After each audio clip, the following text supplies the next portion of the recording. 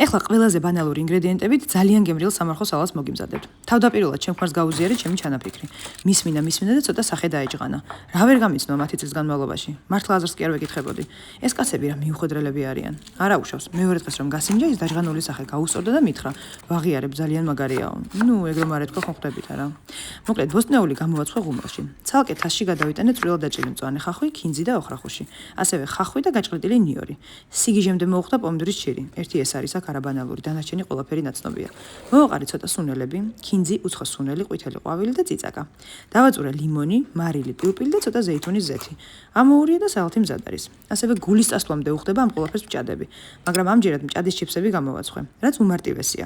პროპორციებს და დეტალურ ინგრედიენტებს პოსტის აღწერაში დაგიტოვებთ. და კაცებო, თქვენი ცოლები, ნაშები, საყვარლები, ერთის მხრივ დედრები, როდესაც გეკითხებიან, უხდებათ თუ არა, მოგწონს თუ არა, არაა საჭირო ჭეშმარიტების ღაღადება. გაუღიმეთ და გულწრფელი გამომეტყველებით უთხარით რომ მოგწონთ.